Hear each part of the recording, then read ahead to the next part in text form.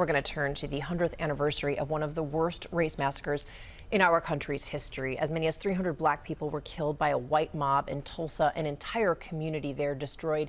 Today, President Biden heads to Oklahoma, the first sitting president to do so.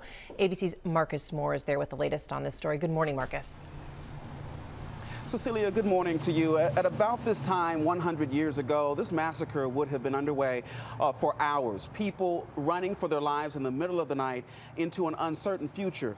And for many families, the impacts went on for generations. A candlelight vigil overnight to mark the exact moment one of the darkest days in our country's history began. A hate-filled massacre, erasing livelihoods and generational wealth for so many families. It's finally being acknowledged what our ancestors went through.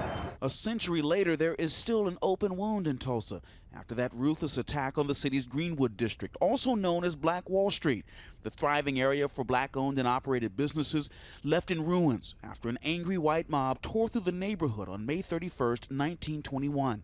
Less than 24 hours later, an estimated 300 black Americans were dead, thousands of homes and businesses destroyed.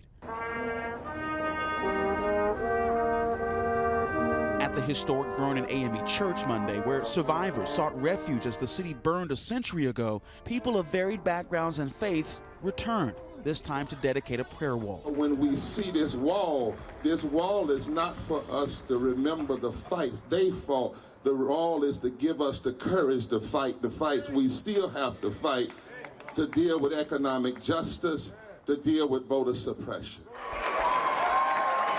Also in Tulsa Monday, two of the remaining survivors, Viola Fletcher and her brother Hughes Van Ellis, arriving to cheers and participating in a ceremony honoring the dead who were never identified. Please put your hands in the soil. 100 years on, a renewed focus on remembrance, mourning, and resolve.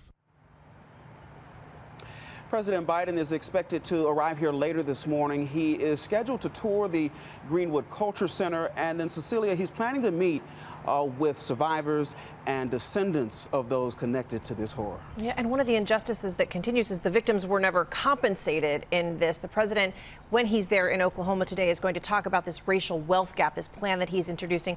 But Marcus, many people say that this falls short of the reparations that so many have been calling for.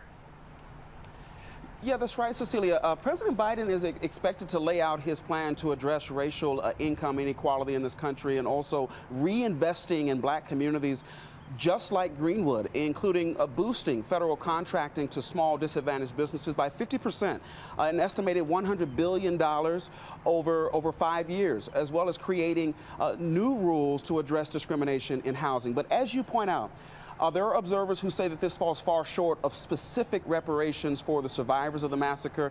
And more broadly, this morning, the NAACP is criticizing the Biden administration. It says for failing to address the student loan debt crisis. The president of that organization this morning saying, Cecilia, that you cannot close the wealth gap for black Americans without addressing that issue. Marcus Moore in Tulsa, thank you so much. Well, hey there, GMA fans. Robin Roberts here. Thanks for checking out our YouTube channel. Lots of great stuff here. So go on, click the subscribe button right over here to get more of awesome videos and content from GMA every day, anytime. We thank you for watching, and we'll see you in the morning on GMA.